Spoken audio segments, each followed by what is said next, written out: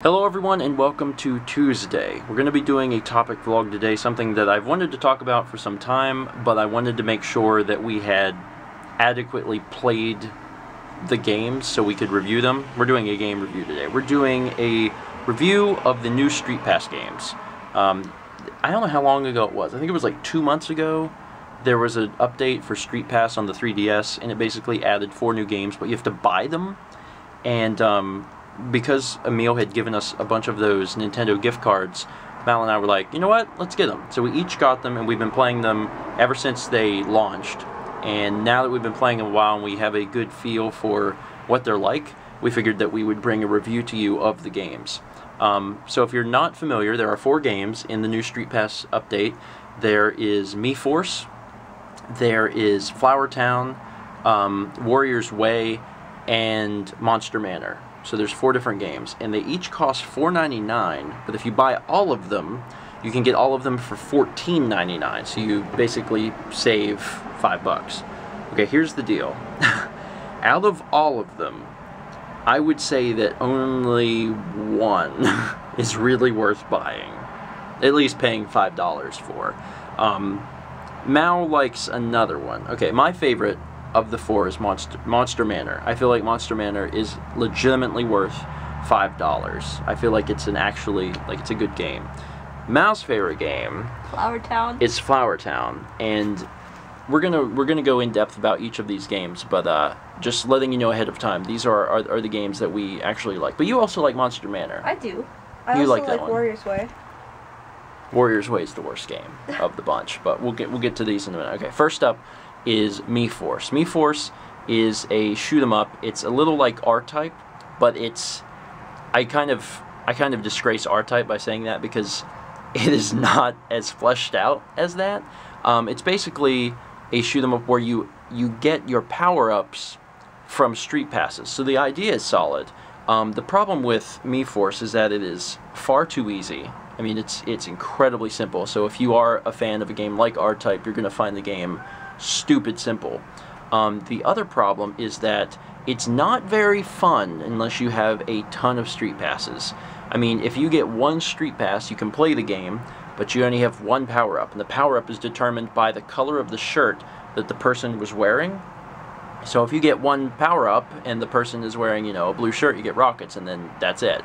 If they're wearing a black shirt, you have bombs.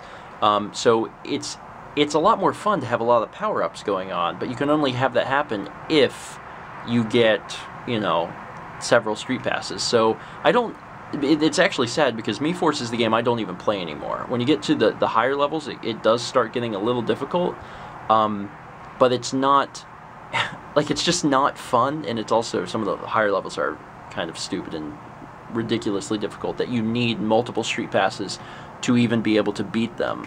So if I don't get at least like 5 street passes, I don't even play the game. So I rarely play that game, which is sad. Now that being said, if you live in an area where you're getting street passes all the time and you like those types of games, you may actually enjoy it. But if you're not getting a ton of street passes all the time, I honestly wouldn't bother with it. I really wouldn't, because it's just, I don't find it that enjoyable. The next game is Mal's favorite, which is Flourtown. And Flourtown is about flowers. As you show my poor withered plants that I watered. Well, it's a game about Mr. Mendel, who is the scariest character in a video game I've ever seen, and I hate him, and I wish there was an option to bury him in the dirt alive. But anyway, in Flourtown, you, as the game title would suggest, you have flowers. They give you seeds. You plant the seeds, and every time you street pass, you get to water your plant. So then the more people you street pass with, the bigger your plant grows. It grows into a full-size plant, and you are trying to like crossbreed. It's one of those games that's actually pretty in-depth, and I can see why Mal likes it, because it is pretty in-depth, and I would say that it's probably worth $5. Yeah. But I don't like it. I mean it's up Mal's alley, but it's not up mine. So it probably is worth $5. I think it's worth more like $3, but I mean, if you're really into flowers, then maybe it's worth it. But to me, I'm like, nah, I'm good. I'll pass. not really for me. The third game on the list is the worst, in my opinion. It's called Warrior's Way, and the concept is neat, but the execution is... it just leaves a lot to be desired. Basically, in Warrior's Way, you are trying to conquer all these countries with your army of street passers. And the way it works is when you street pass with someone, everyone they've ever street passed with, that number, you know, whether they've street passed with 10 people, 100 people, 1,000 people, 10,000 people, that number gets added to your army total. So you're developing a huge army very, very quickly. And as you go to these different countries, you have to fight these different generals, and the different generals, you know, have different amounts of people, and it increases, so you're always having to street pass with more and more people. So if you don't street pass with people very often, this game would be terrible. And in a lot of the times, I find myself street passing with people who have only ever street passed with like 5 people. So then I have 5 people added to my total. But what you really need is hundreds and thousands of these guys. If you street pass with someone who owns the game, you have the option to fight them, and then it takes their army size versus your army size, and whoever has the most really wins. Now here's the problem with the game. The problem is it's really just a glorified version of rock, paper, scissors. I mean, the strategy involved in the game is minimal, and it's to be honest, it's not very fun. Mal likes it. Because I keep winning. Because Mal keeps winning.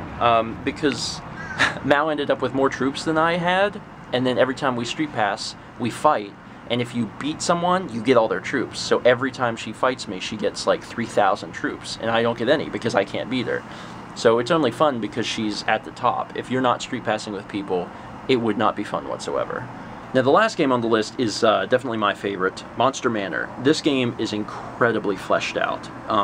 If you are only going to buy one game, and you're not into flowers, make it Monster Manor, because Monster Manor is legitimately worth $5. Basically, you have to go through this mansion, and you have to get pieces from people you street pass with in order to unlock different parts of the map.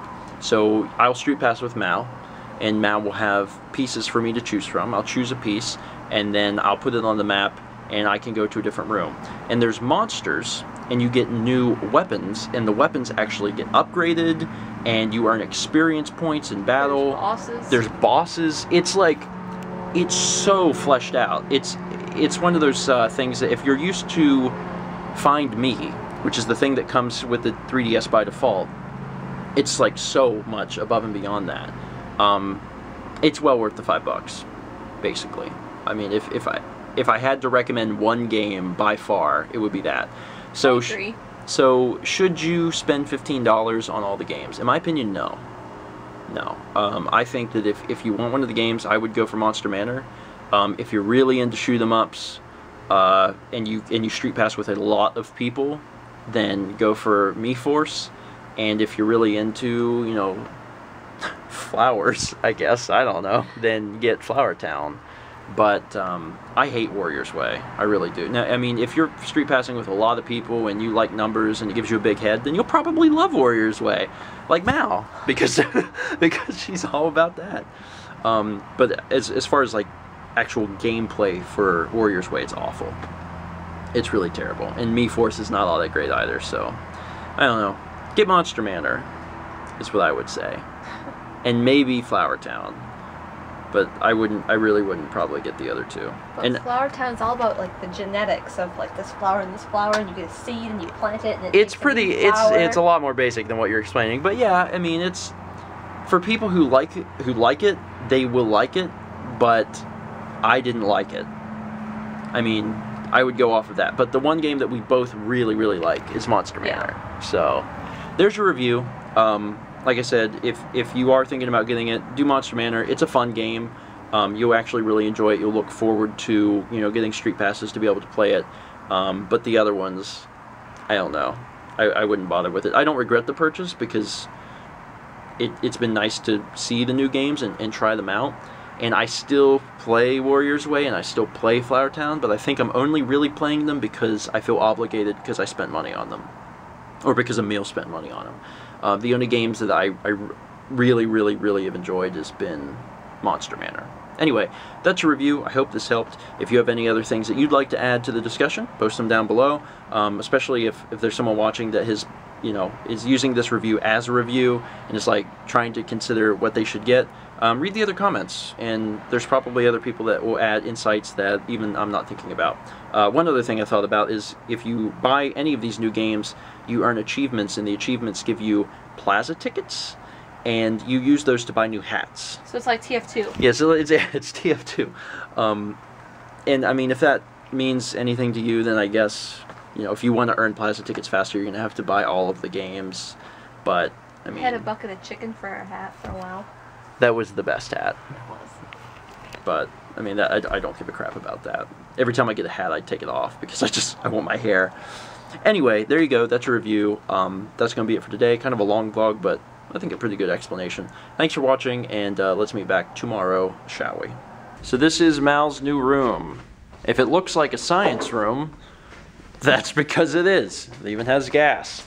But that's just what she managed to get. How many I get? How many I get? How many I get? How many I get? How many I get? 30 is the max. Come on, baby. Come on, baby. Come on, baby. 20. You got it by 1. Wow. Son of a gun. I didn't think Steven was doing that well, to be honest.